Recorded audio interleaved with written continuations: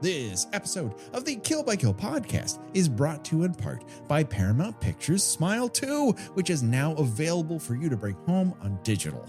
In this terrifying thriller, an unknown force has latched onto global pop star Sky Riley as reality and nightmares collide. Buy the film critics are calling the scariest movie of the year by a mile and get over 40 minutes of bone-chilling extras, including deleted scenes and so much more. Smile 2 is available at participating retailers. It's rated R from Paramount Pictures, and as a special gift to Kill by Kill listeners, you can get your own digital copy of Smile 2. Just leave a review on Apple Podcasts or any other podcast interface and mention Smile 2, and then send a screenshot of that to killbykillpod@gmail.com for your chance to win. And now, ladies and gentlemen, the body count continues.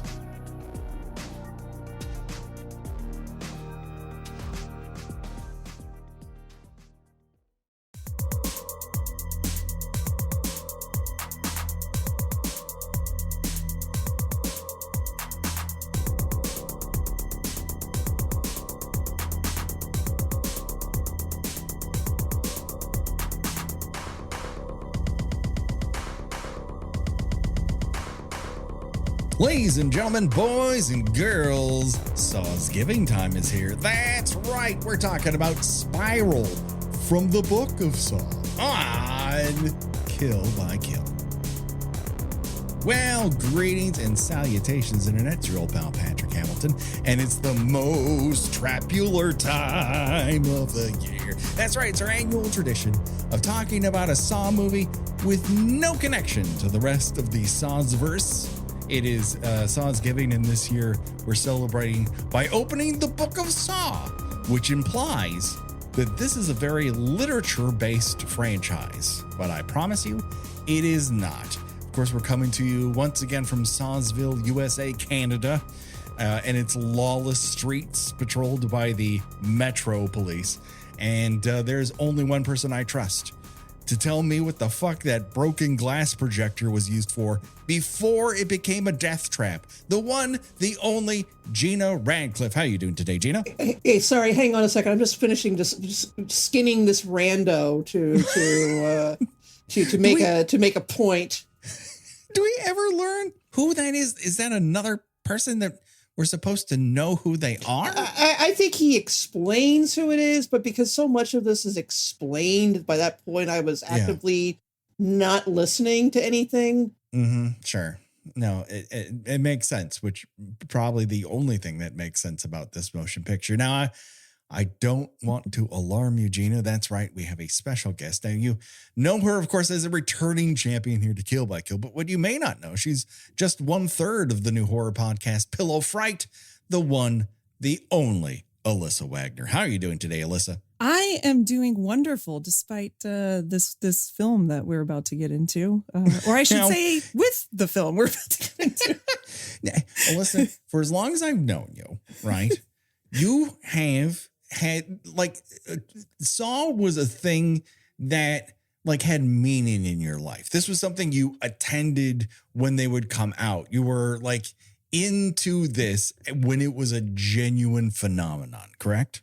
Correct. I've actually only seen 2 of them in the theaters, I think, but I love me a good franchise, or a bad one. I should say maybe more a bad one, but you know that I love me a hot mess. I love me the worst of the best of the worst of the sequels in a franchise. Sure. So thank you for inviting me on the episode where we're not talking about the franchise, but no, all jokes aside though, I had been wanting to do a Sawsgiving because I genuinely enjoy watching sequels such as Saw 5. I'm not saying they're good. I'm actually saying the opposite, but I enjoy me a hot mess. And this one is not a hot mess. It's just there. It's just kind of there.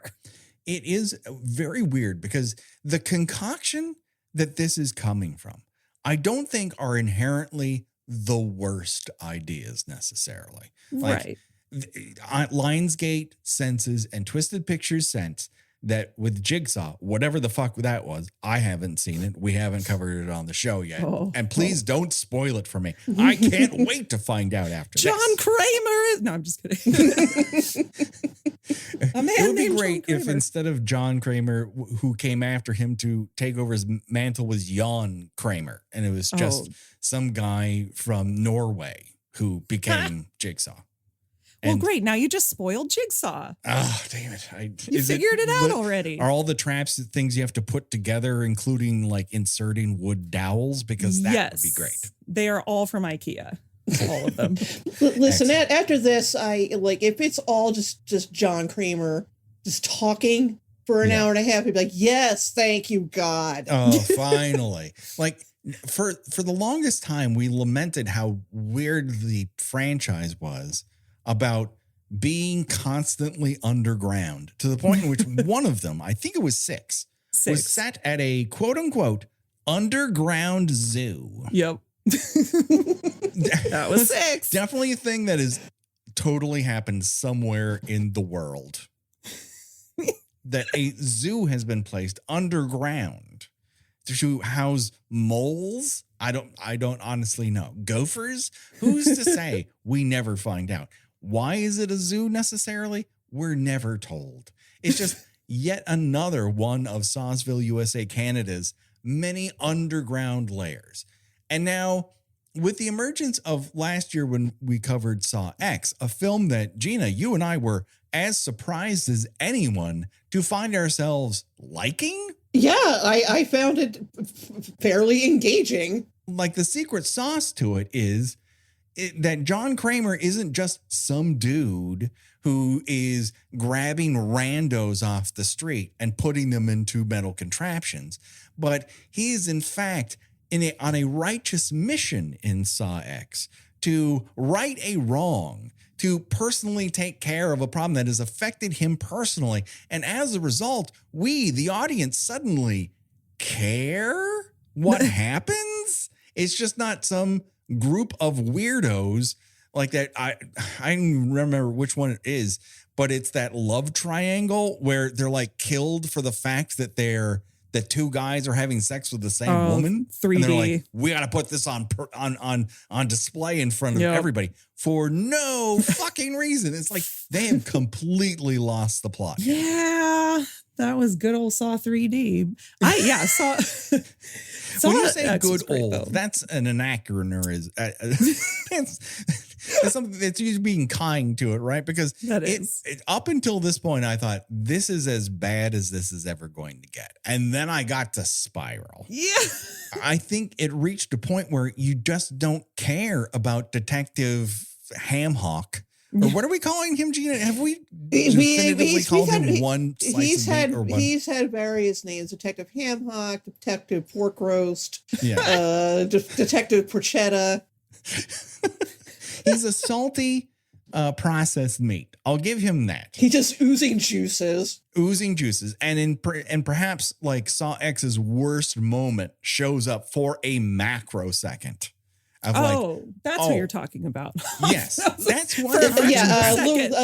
Costas Mandalore. That's right. For a fraction of a second, I thought you were talking about Spiral. I was like, wait. No, I was like, so help me God, Hoffman better not fucking show up in this. Oh, and that is the only good choice this movie made. It is. It is the sole good choice that this movie makes. And then at one point, though, before we get into the plot details or anything like that. But Chris Rock's character, Jacko, I don't even fucking remember what his name is. I'm sure I have it in the notes. But it is proposed to him that could this in fact be a Jigsaw or a disciple of Jigsaw? And he's like, well, Kramer never targeted cops. And I'm like, I've only seen a quarter of these things. And cops are constantly being targeted. He kept one in an underground lair to the point in which Marky Mark's brother made friends with a rat. Yeah, I think if I recall, part 2 was kind of all about targeting some cops. Yeah, right. So, but part 3 ends with I think almost every single person that is killed in that is a cop. is a cop. 4 is all about don't be a cop who just kicks down a door. Like it is very concerned with cops. Cops are one of them constantly is a part of this thing. He kills one for being a workaholic. Oh yeah. You're spending too much time solving this crimes. Movie, you know, you have a supposed workaholic who goes on an extended rant about how being a cop is the worst job in the world, leading to terrible mental health and personal decisions. And you're like, why am I listening to this guy yammer on and on and on about shit that doesn't fucking matter to giant metal traps? And this movie is utterly unconcerned with really being a Saw movie, which I guess I'm okay with, so long as what you replace it with is interesting, new, and fresh.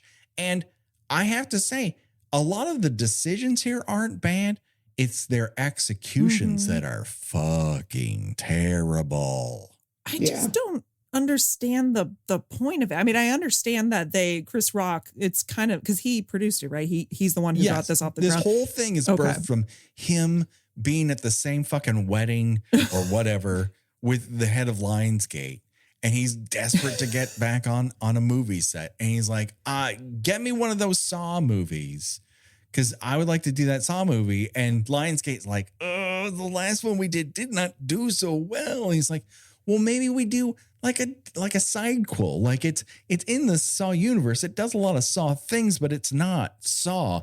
And that's not the worst idea in the world, right. But I can't imagine a worse execution than what I had to sit through for an hour and 33 minutes. Yeah, it didn't try to do anything different. I think it tried to connect it just enough, but in the same way, I don't think it relates to the general crowd who maybe isn't a fan of Saw. It's a little kind of bland, but also Chris Rock trying to be a hero serious cop just doesn't work very well. It's been a long time since I've seen a movie this badly cast. Yeah.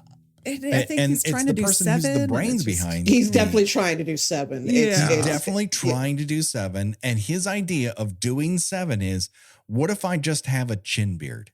No other part of the beard, just the chin beard. Does that make it 7? What if people wear hats? What if I yell at everybody? Yes, there's a lot of what I really loved about 7 was how much Morgan Freeman yelled at everybody.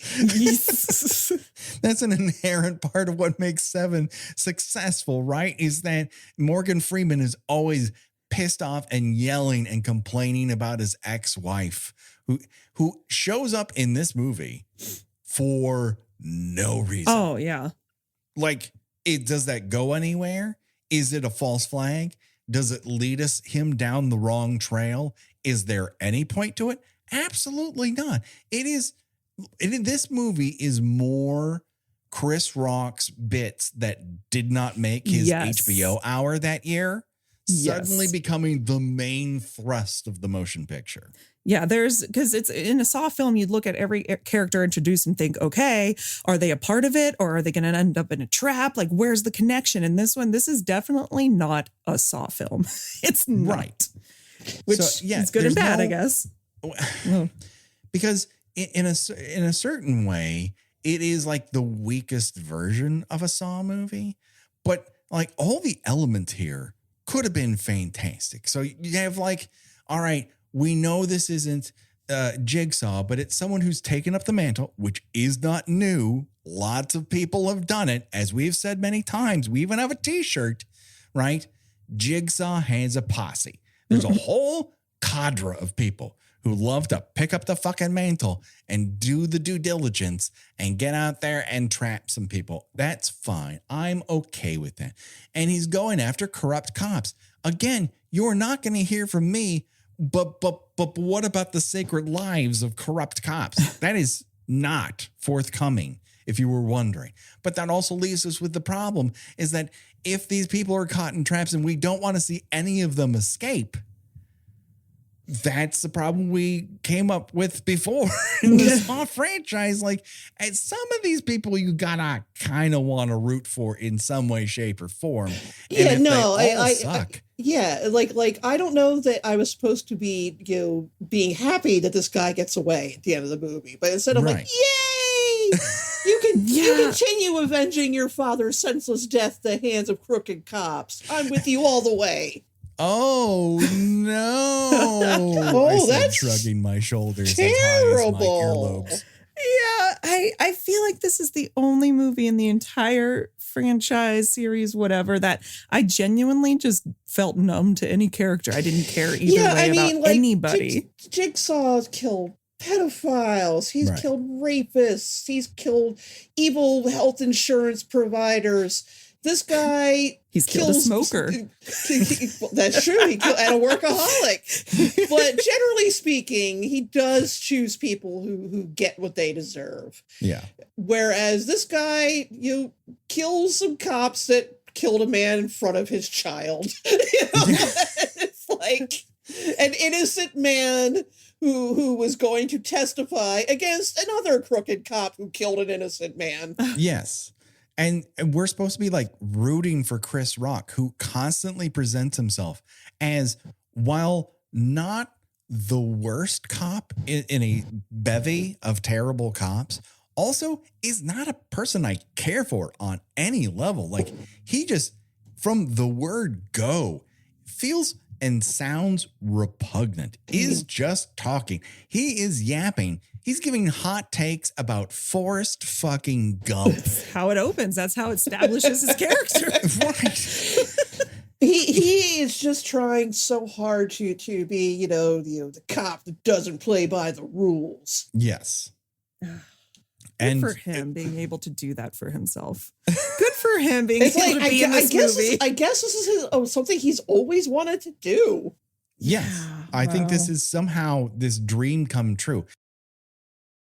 So this suddenly becomes one of those things that you kind of look forward to when it comes to bad movies, in that when you get an ego trip, when you get a something that's massaging one person's personal peccadillos, or they're getting that one thing they've always wanted to do and they fumble the bag this hard, that usually equals, in bad movie math, this is going to be a good time. Because now you're into kind of like that Neil Breen territory of someone who has too much control over the narrative of anything. And if I were to learn that Chris Rock also provided all of the crafty on this movie, I would not be surprised. Yeah, exactly. It's just like everything seems to be coming from his source. It all revolves around his character. He is the focal point. We get so much of him endlessly yipping and sniping at people and yelling, fuck you, in different and exciting ways that you've never heard before from Chris Rock, not in the decades that he's had in the public consciousness. So I don't know why he thought that he was bringing something new and exciting to this, but I can promise him, as someone who has little to no chance of slapping him in the near future, Team Will Smith? Sure. You don't have to agree. Yeah, I mean that's the secret, is it, he wasn't upset about him talking about Jada. It's, he was looking, he's just bored and watching watching Saw spiral from the Book of Saw on his phone at the Oscars, and like, yeah, that's really why he was slapped. Was so incensed, just marched up on straight. stage. It's like, this movie sucks. He just finished watching it, and that's when he walked up. Exactly. He's watching it on his phone in the audience. And it's like, God, you know what? Damn it. I'm so looking forward to this. This had so much promise. You got Samuel L. Jackson in a fucking Saw movie. And what he's left to do is show up for a couple scenes, hide a gun behind his gut, and walk straight into a trap. This sounds like a real winner, everybody. Yeah, this is very much I just all I did was make sure the check cleared and then show up. Did a favor. It's his favor movie. Now, Elissa. Yes. When it comes to previous editions of the Saw franchise, Darren Bousman kind of holds a special place because for a little while, although I have little recollection of his editions of it because we really only covered 4 on the show. Okay. He had a little runner, right? From 2 to 4, where he's kind of like the person put in charge. He's the Sawmaster General for a little while. And so I think when someone has that a little bit of authority, when something's in a bit of a golden era, regardless of what I think about it, it obviously, grew as a phenomenon over the course of his directorial efforts in the franchise. And so when you get him back involved, it feels like, hey, they're bringing in someone who knows what they're doing. Mm-hmm. And then I watch this movie and I'm like, has he ever known what he's doing? Wait, was he involved in this one? He directed No, he did not. He absolutely How did I not know that? Oh my gosh. I'm so embarrassed. I should have done my research. I could have come prepared. No one should be forced to research this. Like my experience with Darren Bousman is that he did those Saw movies. He did Repo, the genetic opera, which I think is fun. Like that's a fun gonzo going for it type of movie. Ridiculous in a great way, in my opinion. I love it. And then he did one movie that I saw on Netflix in which someone from like a CW show exists in a world where everyone dresses like it's the 1940s, even though it's obviously the 2010s Los Angeles. And you're like, oh, I've met too many of these people. I can't wait for them to all die. I don't even know what the name of that movie is.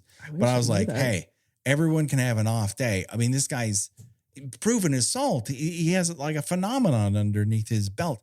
And then this movie has all the visual panache of like a Hallmark original. Yeah. Sorry. Go ahead. Oh, no, I was just going to say, I have a very strong feeling that this was all a singular vision that the director had to just kind of try to bring to life that didn't have as much say as previous films. Let's just put it that way. I don't know. Allegedly, I don't know. But I have a feeling there was a lot of not creative freedom with this one. There's so much of the staggered, I don't even know how to describe the camera effect they keep using, where it's constantly moving, and it has like a new metal video vibe to it, right? Yes. And it's like they use that so much that it actually starts to come off like okay, is this a parody of Saw movies? Right. Because that's what it starts to feel like. Entry that I did not know about. Yeah. Because they play it up so hard. And, like I'm all for playing with the Saw structure. I'm not some originalist. I don't believe that there's one right way to make a fucking Saw movie. I've just enjoyed the 1 or 2 Saw movies I've liked and not enjoyed so much the other ones, which is fine. If you love these things, continue to do so. Yeah. I enjoy lots of crap. And you might not like it at all. It's all fine. It's all ice cream. But I don't need Spiral to be anything other than what it supposedly wants to be. And sadly, I don't think it actually knows what it wants to be. Like if it's a mystery, perhaps it should be somewhat mysterious. That's the thing. I think with the other sequels, like 4 and 5, I think are the melodrama ones that people are just kind of like, those are probably the worst subjectively. But at least they're fun to watch. There's something silly because it's silly. Hoffman is fucking ridiculous. They're silly to watch. This one is just, there's nothing silly about it, whether intentionally or unintentionally. I just think the silliness doesn't land. Like if he's trying to crack his joke, the Forrest Gump stuff, it just doesn't quite land. So I just don't think there's much fun in this one as there is to enjoy in even the worst of the sequels. I want those ridiculous moments. I want when Wahlberg makes friends with a rat because he's kept underground for a full year. I want when Jån Kramer shows up with a backwards hat looking like he's getting tickets for a Linkin Park concert. I made a note about that. Remaining Ticketmaster. In this one.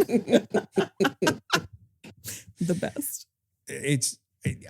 You have to be somewhat ridiculous, or at least in Saw X, I think the secret sauce there is that they make the decision that what he's doing is personal. It means something to him. And so he's going out of his way not to just set them up and watch it from across town, but be there and deliver instructions directly to people. And it's quite ridiculous, but it's also engaging. You suddenly wonder what the stakes are, and it engages you with the movie. Whereas here, there are no twists. Yeah. It is semi-personal, but then you don't know what the personal stakes are until the very end. And then at the end, you're like, okay, you go, girl. It was a very underwhelming reveal because I feel like there's that turning point in the last 20, 30 minutes where, I'm assuming this whole episode is a spoiler episode. Yeah. Okay. Anything you want. Yeah. So they get the package, they see the skin carved and they're like, oh, my partner died. And, I think right then and there, you're like, okay, something's up because they didn't really show it as much. Right. They killed the second lead. Right. Just unceremoniously, whatever. And then he comes back and it's not this big like dun dun dun dun dun dun. Like they don't do this dramatic flair of the music. It's just he's like, yeah, I'm here. Oh, there he is. The thing that you guessed, probably. The guy who's constantly on your phone and computer and used it to con your friends and family into deadly traps. He's the killer. He's just watching you the entire time, saying every time he's with him, I've been wanting to do this since I was 12. Wink, wink. Wink, oh, wink, your father inspired me. Wink, wink. Right. I am the one who is doing all this. Wink, wink. I've been waiting for this. When are you going to catch me? Wink. Yes. And then because Chris Rock's character turns out to be a terrible fucking detective, it's not very fun to watch him go and detect. When this police captain who probably has some of the worst dialogue in this entire movie. I don't know if it was personal against this actress, but or the audience. When when you've got this scene of introducing the two of them together at the beginning of the movie, and she's just doing the whole you're going too far, you're taking this personally, just because you're father. I mean, everything she says is exposition. Oh yeah, they give her everything, and it is not good exposition. It is literally just filling in information that the audience needs to know. That his father is the former chief of police or whatever, or precinct captain, and but 12 years ago you got shot and turned in another cop, and now everybody hates you, and for whatever reason you didn't get stationed to another precinct for reasons. Yeah. Even though it would be dangerous for you to work around these cops that when they know that you turn someone in. But when she is kidnapped and set up in a trap in the basement of the police station. Oh my gosh. And I'm just like, so she's been there the whole time screaming and yelling and nobody noticed this in the police station. Well, they have a safe door. So no one can hear someone screaming for their life as they're being burned alive by wet, hot wax. Oh, man. And meanwhile, Chris Rock is outside the door yelling at this person to open the door, open the door, open the door. She's obviously putting in the fucking, she's dialing in the code to get into this with this old fashioned ass, spinning dial. And you're like, is this supposed to be tension? Am I supposed to be scared? Should I be laughing? What is the emotion I'm supposed to feel right now? Yeah, there was no tension. It was just, I just kept thinking, how did he alone do? I mean, I guess you could say this about any of the movies, but how did he do these traps? How did he set them up? Well, that's the thing is that someone in a lot of them after a while they did have helpers. Exactly, because and these that was pretty elaborate. These are because creative. that was one of the things I always found very amusing about the Saw franchise in general is that as insane as these plans are, they somehow manage to find people that you know what, I like the cut of your jib. I'm gonna help you achieve this vision. Yeah, as the franchise goes on, you see more and more of the help behind the scenes. Yeah, the apprentices. Some of the apprentices have apprentices. Right, so it makes sense in some ways, but this is just, how did you do this, sir? Like this in particular, there's a bunch of things that just simply do not pass the smell test. And we do not come to Saw movies for realism, but I do not believe that you can just yank off your tongue by jumping off a small stepladder. A. Yeah. B, there's nowhere for him to fucking go if that train comes by. Where's he supposed to run? There are no doors. When they go to see the crime scene, they have to walk along a long hallway. So that person was either going to die just from bleeding out of his mouth or he was going to get hit by a train. It was just going to happen. If he was told immediately, jump off that thing, rip off your tongue, and you'll avoid getting hit by a train, he still would have been hit by a train. The guy who has to have his fingers ripped off was still going to get electrocuted. There is no escape from them. So why are these traps so long? It's basically the idea is, just you choose whichever death you think is going to be the fastest for you. Mm-hmm. Right. Which kind of goes against the point of what Jån Kramer is ostensibly trying to teach people, which is how much do you value your own life? Right. Have you covered part 5 yet? No. Okay, then never mind. I won't don't go. want to hear Okay. any spoilers. Nope. Then we I won't have say to anything. remain free of any information going into a Saw movie. Which is why every single Saw movie has to prove their weight in gold by their own merits. I love part 5. But yes, I won't go any further then. Just wanted to double check then before I go any further. Again, you could tell us anything happens in Saw 5. We will believe you, and we will probably forget before we see that movie. We won't be doing this again. So we won't be doing this again for another year from now. We do it once a year. If no one else, all we can fucking handle. And next year supposedly is Saw 11, so we'll probably be seeing that. Oh, so wow. Who knows when we'll see Saw 5? Well, when you who knows if the show will back. live long enough to cross that hurdle. I'll make sure I'll keep it alive just so I could be our guest on Saw 5. But I think that takes away some of the quote unquote fun of it. Mm-hmm. There has to be a way for people to get out of it. And that way is not easy. It takes effort. They take damage, but the threat is they can get to the other side of it. Mm-hmm. And at no point in any of these traps do any of these people have any ability to get out of what was their fate from the word go. Once they got hit with the sleep juice, which apparently Spiral also has access to vats of sleep juice. Yeah. It's those cop connections. Right. But no one in the fucking police department at this point says, put an APB out on anyone who sells or buys microcassettes. Right. my favorite part of the train death is how they immediately assume it's a homeless guy, which is hilarious to me because I live in a city where occasionally people do unfortunately fall in front of trains and either they jump themselves in front of trains or they are pushed and they're not, by default homeless people.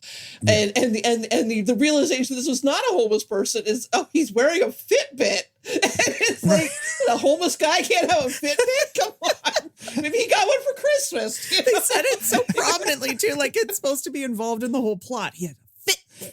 Do you ever see a homeless man wearing a Fitbit? It's like, well, no, but that doesn't mean they don't exist. Right. It doesn't mean that he couldn't have picked one up. Or he had one the whole time. I mean, I don't. He fell on hard times and could not sell a Fitbit because how much could you possibly get for a Fitbit? So I don't wear a Fitbit. Does that by default mean I am a homeless person?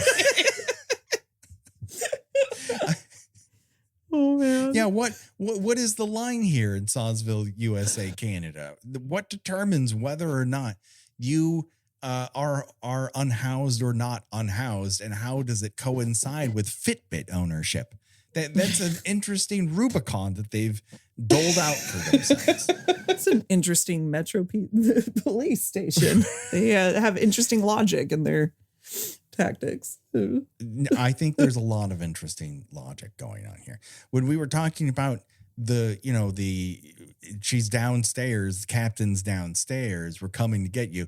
There's this whole sequence in which they're descending stairs.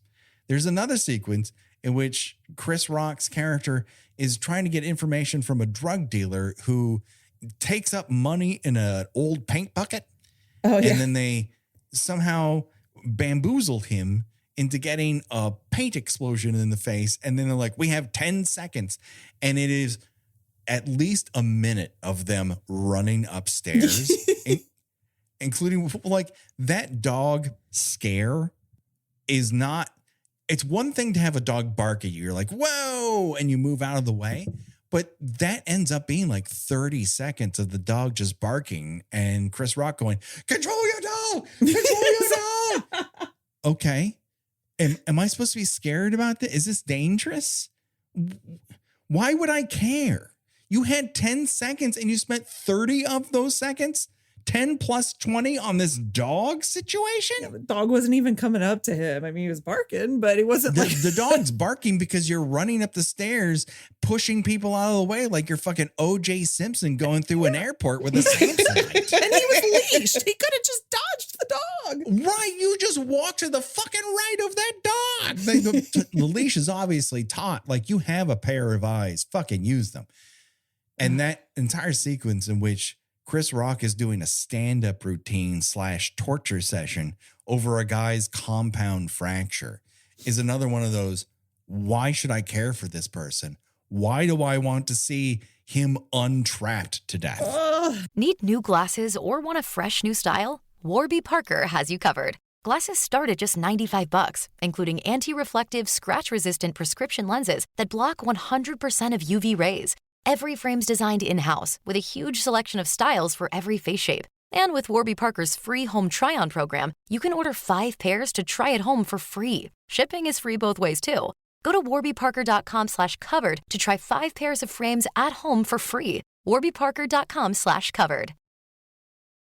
I'm surprised there's a script because most of it just feels like discarded stand-up beats pushed into a Saw movie because they had to shoot something that day. He probably did say, I'm gonna improvise a little bit during these interrogation scenes, during these I got you scenes. And that's when he's like, the Instagram filter, do you want me to tag you? Just, oh, jeez. I've never thought I would hear that in a Saw film. I never thought I would hear Jamaican nanny riffs go on. And then, me no want no partner. And I'm like, what the fuck is happening here? Like, are you telling me everyone saw this in the edit and they're like, there's no way to cut around this. We got to keep it in the movie. He was the editor.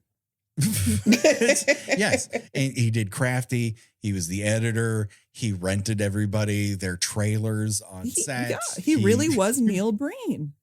He was a teamster. He drove the van to and from set every day. That would be amazing if he did, though. I'd be like, thank you, sir. That's very kind of you.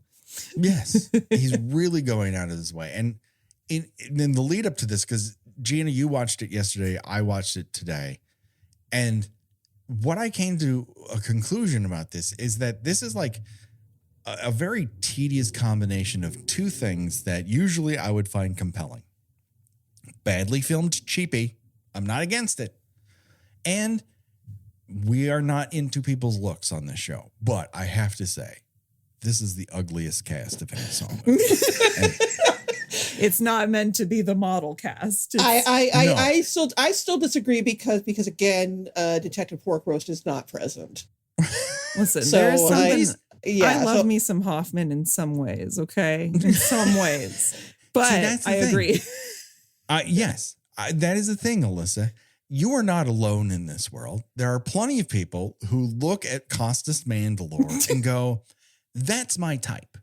I just mean, he's don't not my believe type, any but- of the other cops Yeah, in Chris Rock's precinct are Yes. someone's like, "Oh my God, break me off a piece of this I asshole." mean, maybe his partner a little bit, but even he's just kind of in a. But I almost looking. feel like he is vaguely, he's like, I can see he's symmetrical. His face is symmetrical. Good for him. Good for I don't him. possess a symmetrical face, but he does. So that's fine. He can be in movies. He can be in TV. think I the have nothing captain- against him captain's personally. very attractive. But it also instantly nails him as a suspect because he's the true. only other person on screen besides Samuel L. Jackson Yes. who you're like, that person deserves to be in a movie somehow. He must be involved in the end of this. Yes, and the captain. I forget character names, but Yeah. she's a looker too, so she's a suspect automatically. You know, when I Zero. just looked up the cast on Google, her picture comes up as second, and they did not give her a name. It's Marisol No. Nichols, and she plays Captain Angie Garza, the Angie. legendary Captain Angie Garza. Angie Garza. One of my favorite Okay. things about Captain Angie Garza is that she is the subject of one of the many flashbacks that Chris Rock's character has to events he could not have witnessed because he's not in the fucking room. Yeah. Yes. Classic Mrs. Brody. Yes, in right. Draws the Revenge. He Got the old- literally thinks back to events he was not a party to. Was he told after the fact and he just has wow. that kind of mind that can picture it as thus? This One of those definitely flashbacks joins the involves phone, him yeah. starting in the room and being told to leave it. And then the flashback continues. And then he's back driving the car like, that happened when I wasn't around. That is definitely a Jaws Revenge, Hills Have Eyes 2 syndrome there. Yeah. Oh my gosh. And, I'm looking up the actor who played what's the partner in the Tunes of Trust with the band, like Shank or something like that. Is See, that that's the thing. Nobody's Shank, spelled with an memorable. E, yeah. he's had a pretty decent career. He was in he was in Babylon, but Well, lots of movie stars were in Babylon. but and he's Babylon has also its fans. he was also in The Social Network. He's on The Handmaid's Tale, so he's done all right for himself. I think he could probably walk away from this with his head held high. Yeah, I mean, listen, it's hard to make a movie. It's even harder to make a good one. Bad movies happen to anyone, Mhm. right? And it doesn't land in his lap. It doesn't land in Samuel L. Jackson's lap. It doesn't land in the guy who played Detective Fitch's lap, as much as I might like it to. And what a fantastic lap to land in. Mhm. But Could have been really worse. comes down to fucking Chris Rock. It just Yeah. all feels like this is an ego trip by Chris Rock. And the one thing you can level at him is that he can be funny. And the one thing I do not believe you can is he does not have drama juice. He just doesn't. No, He tried, and bless his soul for doing so. But, sometimes you got to try to realize it, and hopefully he realized it. In the flashback to him and when his partner kills the guy who's Spiral's dad, he runs in going, Billy, Billy, Billy. And it is without a doubt one of the worst performances I've ever seen from any actor in a major motion picture. He seems like he's in a completely different movie half the time. Like, this is Scary Movie. Oh, And- yeah. When the last great drama performance you had was New Jack City, and even then, he's not that great. Like, But also he's New Jack City. but also he's only on screen for about 5 minutes. Right. Yeah. So it's like Pookie lives because Pookie is only on screen for 20 minutes total of a 2-hour movie. Like it doesn't infect the entire movie.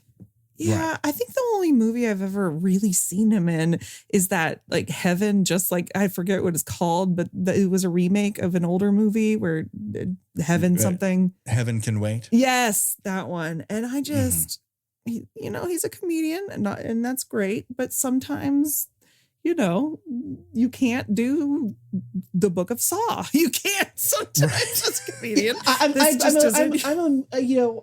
guess the only way he was willing to put up the money for this is if he starred in it. And unfortunately, no one was able to sit down and said, like, this, you may not be the right person for this role. As an actor, I would not do this actually, because I know what I can and can't do, am not capable of, but it must be nice to be able to do that. Just kind of throw your weight around. And, you're like, I want to do this. And have yourself cast in a role you are woefully not appropriate for. Listen, I want to skin Catherine Hahn and do every single thing she does, but I know that I'm not even capable of that. So not everyone can get their way. Sorry, Chris Rock. But at least Catherine Hahn has the understanding of like her strengths and everything. So she puts herself into roles where she can thrive. Whereas Chris Rock like wants to do a horror movie, wants to basically do Seven but different, and goes to the guy who owns the rights to Saw and says, let's do something like that. Then the screenwriters who have been working on 5 different scripts up until this point for a follow-up to Jigsaw get told, now this is a Chris Rock cop movie. And they just start picking pieces out of those 5 other scripts to make their own weird career trap for Chris Rock. And he's like, I can't wait to shackle my tongue to this. Yay! Do you know if this was filmed during the pandemic or if it was It's pre-pandemic. Okay, I was going to say. It was filmed in 19. Okay. It was supposed to come out 2020. So that obviously it gets held for 2021. So I was going to say, it feels rushed. I feel like there's so many missed opportunities and it could have been better, but it almost feels like it was something that was just, no, I'm going to do it this way. And there's no time to, try something different, do different takes, do different this. And I don't know. It just feels a little rushed to me. And I think Lionsgate was into the idea of zagging on what people expected from a Saw movie. It's not the worst idea. It's kind of what leads to Saw X, strangely enough, being a movie that I think crosses over more than most Saw movies do. Because it becomes weirdly personal and you're connected to what happens because it's not some random shit. It's this guy was wronged by these a-holes and he's giving them terrible choices to make and they either do it or they don't. And then all of a sudden it's like, well, I know he doesn't die here, but it looks like he's going to keel over any fucking second. Like it just weirdly magically works. And the absolute opposite is true here. This becomes a vanity project and you're shackled to one guy's weird comedy beats that he's worked out at, the Cellar in New York and seem to work there and fall very, very flat on screen. I'm not even sure. I mean, do you think that this would have improved any if they had been a different actor in the lead? Like Will Smith? I still think, well, in terms of plot, this is kind of inert because you have a detective who can't detect. And it's a mystery in which only one of 2 people can possibly be the killer. And it's either Samuel L. Jackson or a guy you've maybe seen in 1 or 2 other things. So it's more than likely not Samuel L. Jackson. There's not much of a mystery here to who it is.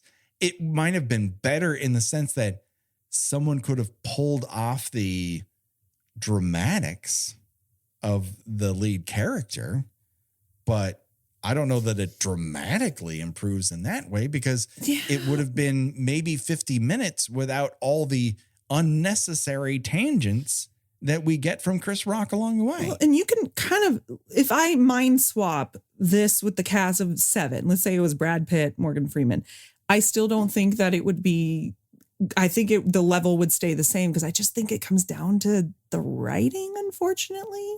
But it's and just the directing. Exactly. There's no tension. If it's an action movie, there should be some action that is compelling. And that means not all the action sequences should be people running up or down stairs. That's the only time this thing gets into action mode. And it sucks. It is one thing to go, all right, we're going to make a Saw movie that has all the beats of a cop movie. Then you actually have to make that cop movie. And this film just stops short. It doesn't want to do that. It doesn't want to commit to being something different outside of Chris Rock's character. And everyone else just slots themselves into roles that they would have fit into a normal Saw movie. Yeah. Yeah. I don't know.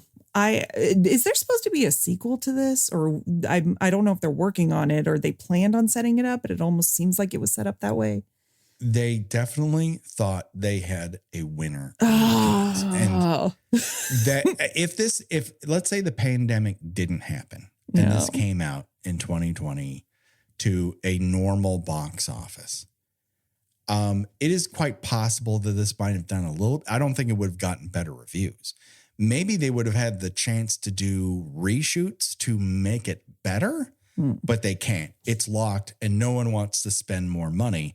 And this ends up just like they take a bath on it. It's just unfortunate because, I mean, the title From the Book of Saw, it feels really fucking weird to me, first off. But you'd think that it would be kind of cool to see other takes on it, other variations, to see if there was more time and not as much of a singular focus in mind with Chris Rock. I don't doubt that someone can't pitch this to Lionsgate, who, let's say, Miracle of Miracles, is still a company in a couple of years. If they were able to figure out how to do Saw acolytes in a way that is compelling, that dips into different genres, I don't think it's the worst idea. Yeah. What the issue that they have here is they shackled somebody, the film, to someone whose sensibilities do not lie in the genre he wants to exploit. And as such, you have a bunch of stuff that just doesn't make a whole hell of a lot of sense. And whenever the movie just becomes a Samuel L. Jackson vehicle and he's like headbutting dudes outside of his apartment, you're like, wow, this movie has juice all of a sudden. Like, all right, we got a movie, y'all. All of a sudden, I feel like I can lean back into the comfort and easy boy like charm and put my feet up in a performance of Samuel L. Jackson. But he's in 10 minutes of this movie. Yeah, he's in 10 minutes. He's phoning it in. You know, this is Elissa said earlier, you know, it's doing someone, probably Chris Rock, a favor. Yeah. And like you see, indifference is just coming off. Like, according to the Wikipedia page for this, he agreed to do this because he'd wanted to do something, try something he had never done before. As in being strung up like a puppet while he's slowly bleeding out. Samuel L. Jackson said that? Apparently, yes. Because if this is different from his vast career, then I don't know what excuse he was making, because that makes no sense. I mean, he's getting probably real money to show up to Canada. Oh, he definitely. I mean, looking at this cast, he definitely had, you know, one additional zero in his check than everybody else did. His intro feels like he might as well actually be Nick Fury connecting this to the MCU. The way that he's introduced. He is definitely in Fury mode. He's like, very he has not Fury changed mode, it up. Yes. No, not at all. And so, you know, Spiral makes this bold choice to just give people nonsensical, elongated deaths that don't make a lot of sense. And that's not unusual for the Saw movies we've watched, but at least those feel grounded in some sort of point. Whereas, how the fuck does Shrek get those weird wire nets around a person's fingers so they can be pulled off? It's not around the bone. These little weird nets are sewn into his flesh somehow. How the fuck did he do that? Where did he find the broken glass machine that spits broken glass towards a wall machine? See, this is where I wouldn't mind actually seeing a sequel and seeing this very convoluted connection between Saw and the Book of Saw, because that would be kind of awesome. Because at least Kramer has the flimsy excuse of being an engineer and architect. Yeah. Whereas Max Minghell's character is just some dude who was wronged. And not that that's a bad motivation, but it has to explain where he came up with the idea to be able to trap someone's tongue between two pieces of metal to the point where the natural juices of one's tongue wouldn't help you slip out of it. I mean, did you see the after credits? Because Hoffman does show up, and no, I'm just kidding. He doesn't. But I'm sorry, Hulu did not have after credits. I'm kidding. I'm kidding. Newsflash. But Hoffman actually enters this fucking thing? No, I am kidding, but I do. Okay. Oh, it was a. That's the thing, Alyssa. You have I'm to very be sorry. warned. You can say anything. Yeah, I was going to say, I want would have, you know about what? a I would have Saw totally movie. We will believed believe you. I would have believed you. I should have prefaced it by saying I was going to make a bad joke, but you could accept it. Because I know these don't follow any sort of real, Right. He might as timeline well or anything. have. If he did show up, I would not have been surprised at all. I mean, there's a whole bunch of like how this production sort of happened, and the screenwriters have said we had to combine a bunch of scripts, and there's a whole bunch of rigmarole to kind of to line all of this up. And all of it seems confused and just trying to get it done. And everyone kind of wants to keep their jobs, but everyone secretly knows deep down this isn't going to work. But no one just says, hey, let's take an extra year. Let's put this, on the back burner for 3 months and really figure this out for a different Halloween release. Let's figure it out ahead of time. And they don't have the fucking time, and they don't have the inclination. And then they start the movie with a guy walking around in Hannibal Lecter's last outfit from The Silence of the Lambs. Like, that's just normal shit. It really is. What are they celebrating? Why are fireworks going up? I don't need like a long explanation. I assume it is 4th of July, but no one says that. They say it's hot, but they don't say it's summer. It's Predator 2, but it's a Saw movie.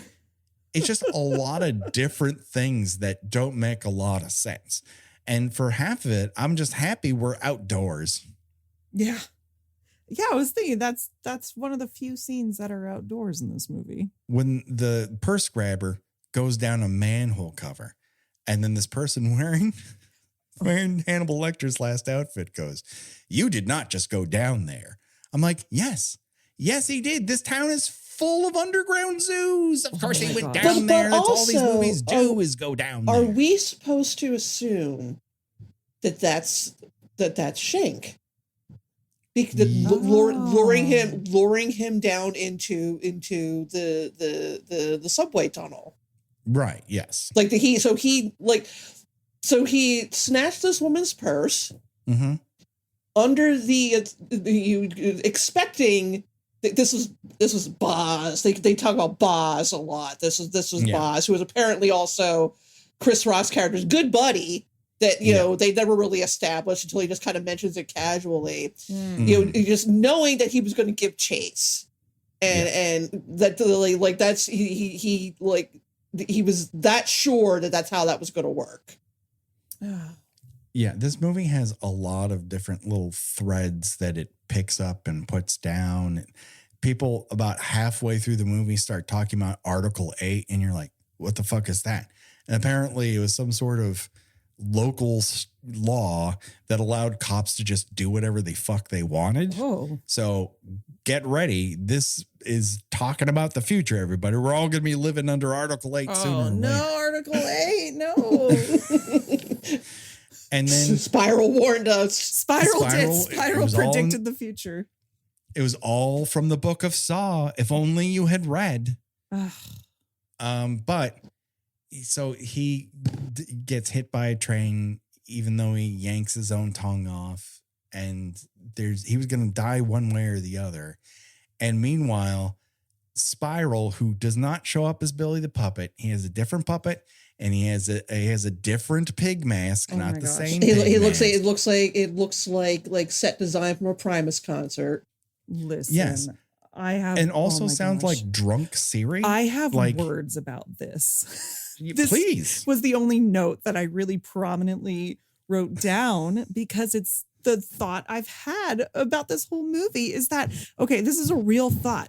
I feel like the Jigsaw voice that they used in this, don't know why they did it, but it sounds like if a company were putting, like if corporate was putting on like a training video and they were trying to be edgy and like cool and hip, but they had never seen one Saw movie in their life and didn't know anything about it. And they're like, hey, Kathy from HR, do you want to do voiceover? And she says, yes. That's what this sounds like. If Kathy from HR is just like, hello, detective, blah, blah, blah. Just with anonymous, like the anonymous filter, like voice filter. Oh my gosh. It's just, it's just so weirdly uniconic. Yes. It's anti-iconic. It just makes no sense. And then you read like, we never quite figured it out. That's evident. It is evident that whatever you tried did not work. No.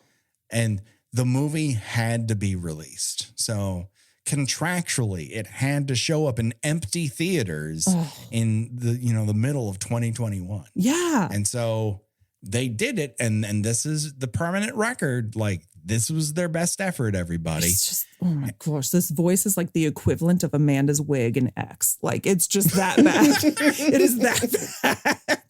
It really is. Like, I don't think the Saw franchise as a whole does wigs well. No. But they really do her dirty in that. Like, she doesn't have to have the same hair. I honestly don't care what kind of hair Amanda has, but that suddenly makes me want to care about the hair Amanda has because it's so fucking terrible. It looks like Stuart from Mad TV. Well, she does want Jigsaw to look what she can do. Yeah, it's true. I mean, it's not off brand for her. Oh, so Zeke gets partnered with, can't have any partners because he testified against the crooked cop once upon a time. And it just turns out that the partner he's given will be Spiral. And Spiral sits across from him in the desk and looks at this framed photo of Zeke's dad, Samuel L. Jackson. And he's like, he's what made me want to do this in the first place. Yep. And my question was like, did he invent the idea of police? That's like, did they not have police at a certain point in Sawsville, USA, Canada? Maybe. I don't know. I mean, even he expresses like shock that or puzzlement that, do you know how hard it was to be placed as your partner? And it's like, yeah, I have a pretty good idea how hard it was to be placed as your partner.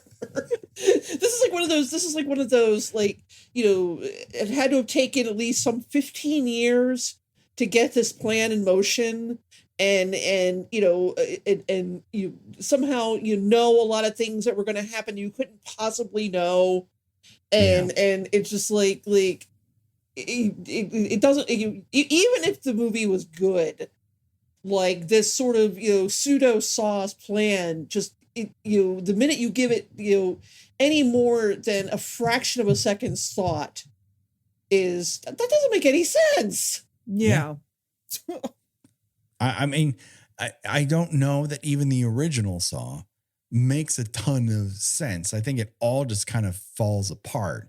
It just works on vibes. Mm-hmm. And the problem here is that the vibes ain't vibing. The math ain't mathing. I think what really typifies how badly this is assembled is you're constantly being told how hot it is in the city in this particular summer. People are going crazy and they're having rolling blackouts, blah, blah, blah, blah, blah. And then during one of the many driving scenes from North Sawsville to South Sawsville, Zeke passes by 2 children playing at a fire plug that normally in any other movie you'd see cracked open and kids playing in it, and they can't afford to do that. So it's this tiny little eking spray out of the hidden part of the fire plug, and they're kind of like huddled right next to one another to be close enough for any water to hit their tiny little child chests. And you're like, what the fuck is going on here? Could you not afford water? What is going on? Didn't have enough for the water budget. They didn't have it in the water budget. No. But they have to portray something other than Chris Rock's spare thoughts that were too good for Twitter. Oh, gosh. And because for some reason it's very important that you establish that this takes place in the summer. But they can't achieve that. And what you get is so cheap, wrong, and stupid that it sticks out amongst an entire movie that should stick out and grab you and be entertaining on some level. And this is as close as it gets to Saw 4 when you saw Kramer's taint. Remember, Patrick, not everybody got that version.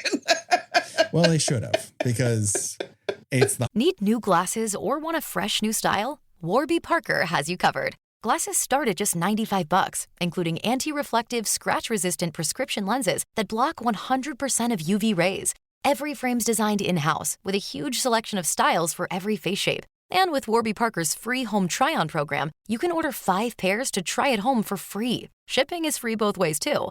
Go to warbyparker.com/covered to try 5 pairs of frames at home for free. warbyparker.com/covered. highlight in my book. that and Wahlberg becoming friends with a rat.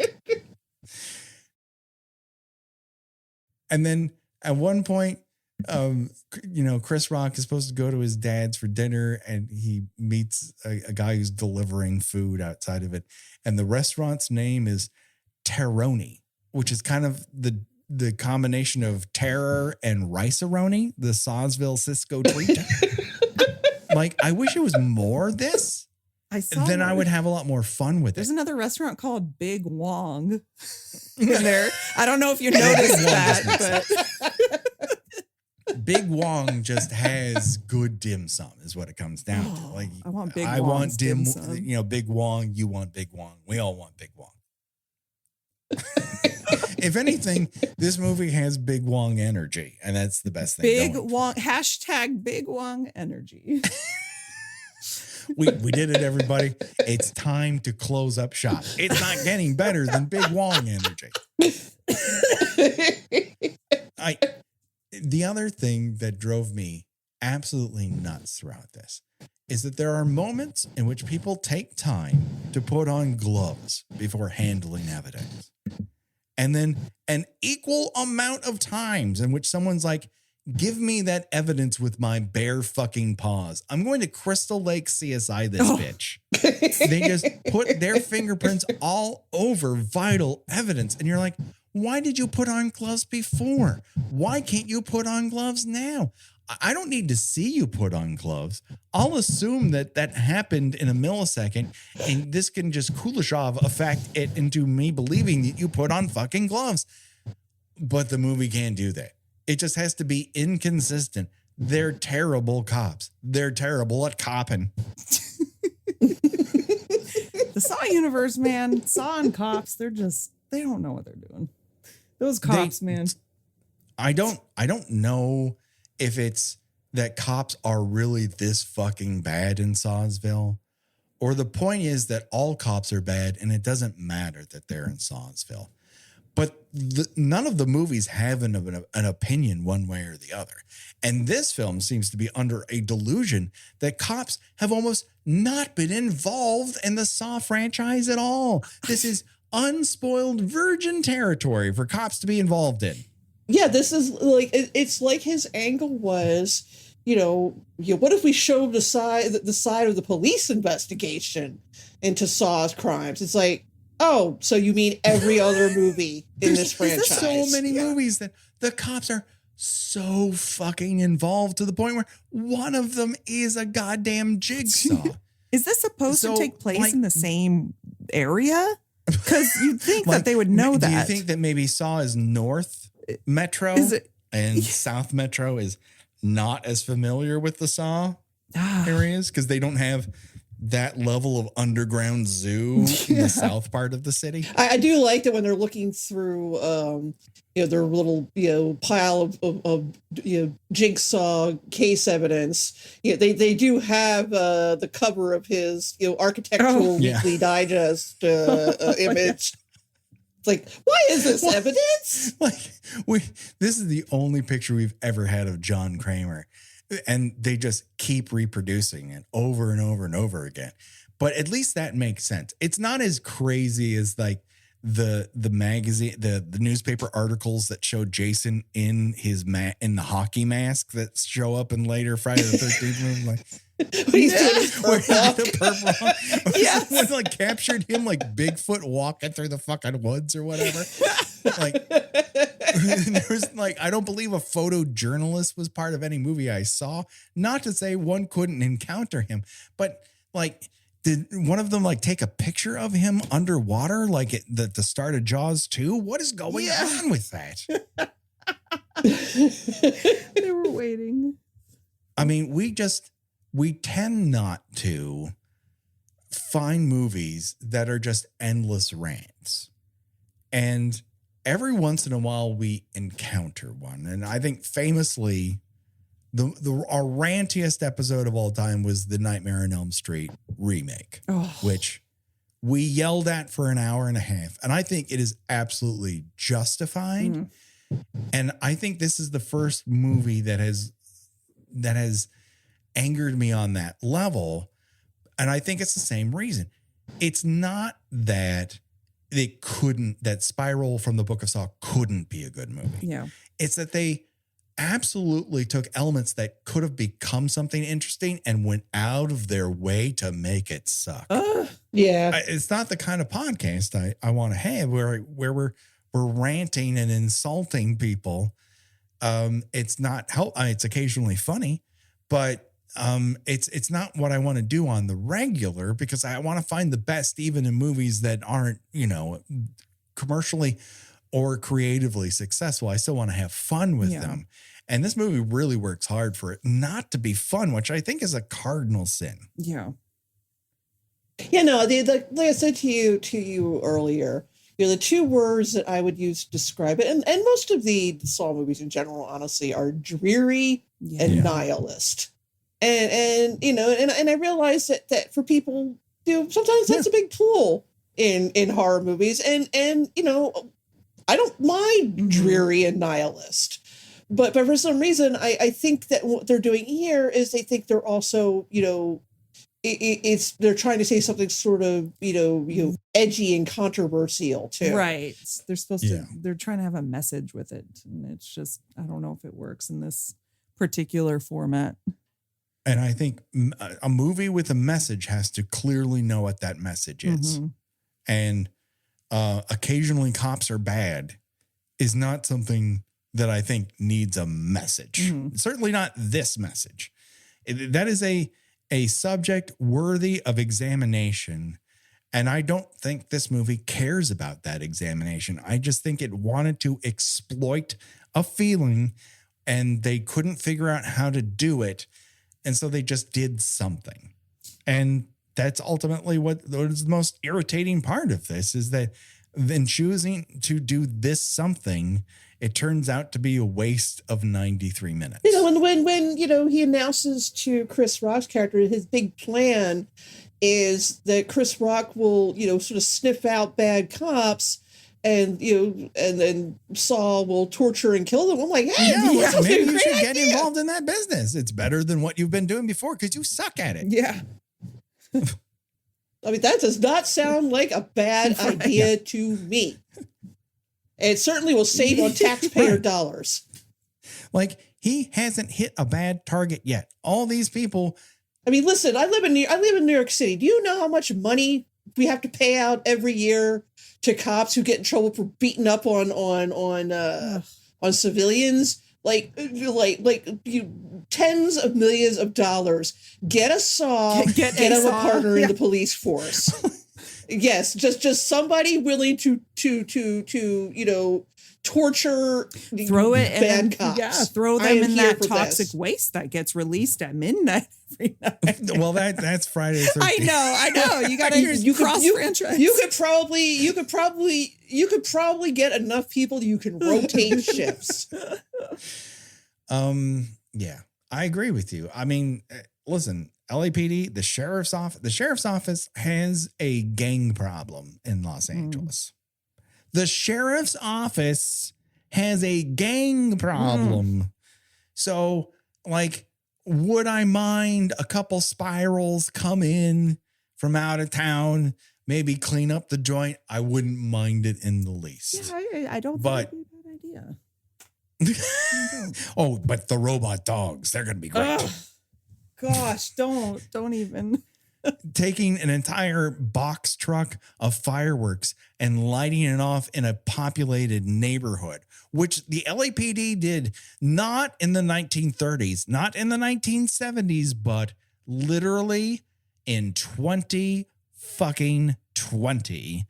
Okay, that's a great fucking idea. But you know what? I propose spirals. I think we need a spiral squad. A spiral squad. We are not going to be popular with cops. And no, you're going to be on a list unfortunately, after this. My apologies, cops, but you need to look within the cop house. It's not a kill by kill problem. No. Anything else that we've left out of this just shit-tacular edition of Sawsgiving? I just love that you just kind of gave up on going through the plot. No, exactly. It's just it is a half-assed procedural mushed together with it's a really hard to even half-assed try movie. to describe the plot if you were going linearly. Like, I thought about it and I can't because I've seen this was the second time I watched this movie for this, and I still, looking back, and I just finished it like an hour before we started, I don't remember anything that happens. Like 5 points I think I remember, but it slips through the brain. Exactly. And it doesn't have as many crazy moments as I want out of a Saw movie in order to make a bunch of hay out of them. Mm-hmm. They're very select things. They're very hat based. Just they really, the big, gross out kill was right at the beginning. Everything else was just sort of, whatever. There's not as much imagination on display. It's not that much of a quote unquote mystery. None of the plot twists genuinely twist. So you're just left with all these weird half measures. And I knew we were going to have a hard landing after Saw X because we were so surprised by the plot twist of, oh my God, they made us care about something, that anything that came after it was bound to sort of flop. I just didn't really imagine that a movie that was trying to do something different would different their way into the difference being it sucks harder. Yeah. Oh, sorry, Chris Rock. Chris Rock is very rich. Yes. He's got good money. He's fine. What if he was personally affected by this, though? Like, he cries every night because this was supposed to be his magnum opus. Good. So he should have done a better job then. I might be team Will Smith on this one. I think maybe he should have been slapped fucking harder. Yeah. And specifically for this. Yeah. With that being said, it's time to choose our own it's time to choose our own death venture. And it's where we decide of the deaths in this film, if we were forced to die in one of those ways, which one would it be and why? Up for bid, you have pull your own tongue off, just using your own body weight, or you get run over by a train. Guess what? It's both. Or you can have your fingers pulled off or be electrocuted. I'm sorry, it's both. You can sever your own spinal cord or get smothered by hot wax. Oh, wait a second. There's no way, even if you did sever your own spinal cord, that the trap would stop. It's nonsensical that it's a choice. There's no choice to be had. There's no mechanism that detects when you sever your spinal cord, you're going to die by hot wax. What's the fucking point, Patrick? I don't fucking know. I didn't make this movie. You get a shit ton of broken glass spit at you by a machine. I don't understand why it exists. That is not something someone assembled. Yeah. Like, were there pipes that were supposed to exist out of those two holes and he depiped them? How does that fucking work? Or you just get shot to death by the goddamn police because they see you are strung up on wires and go, he could probably shoot that shotgun. That's definitely a fucking also, or you could be like, some anonymous person who is skinned and your body is used in place of someone else. Fine. That they apparently did not bother confirming via dental records or anything like that it was in fact Shank or whatever his fake name was. They just recognize a tattoo and they're like, we'll find out who this is in 4 That's months. him, all right. Fuck.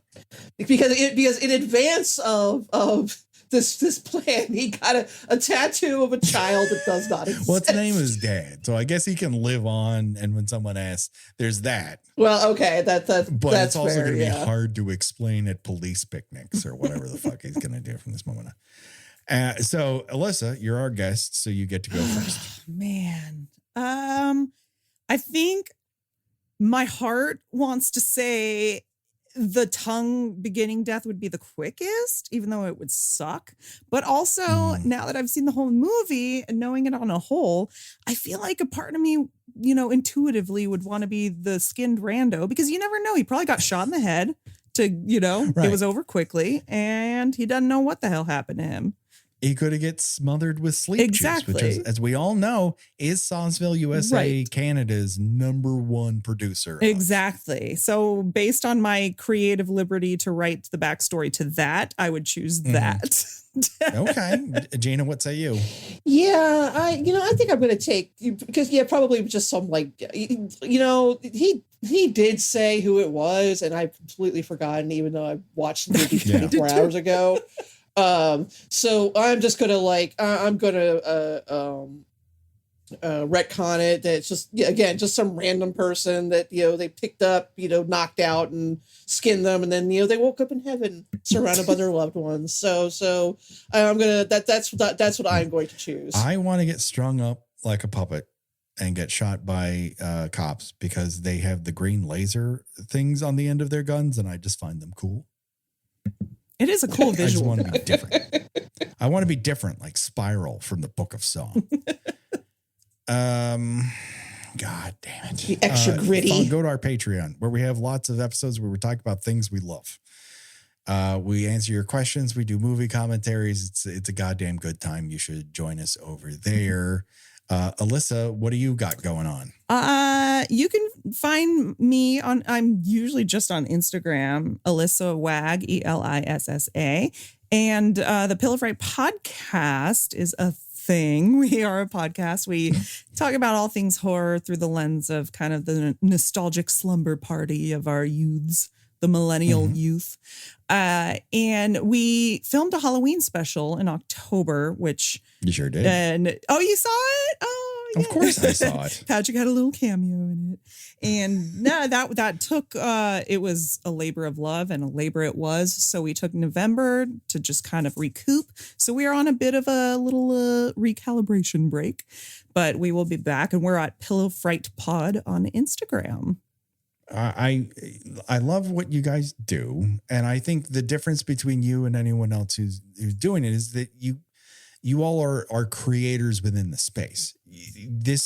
Podcasting is not your end goal. It's just that you are engaged in creation of horror content on so many different levels that it just made sense for you to talk about it in podcast form. Right. And I think that's a difference, not any other podcast can really claim when it comes to horror. I didn't even think about that. So it's very special, and I love the three of you. You're fantastic. Gina, where can people find you on these here internets? I write about movies and television and pop culture at my newsletter, Gina Watches Things at Substack.com. I am mostly on Blue Sky now, under Gino Does Things. Yeah, so are we. Do it today, people. Check it out. Don't worry. The body count will continue. For myself, for Gina and Elissa, happy Sawsgiving. Bye-bye, everybody. God bless.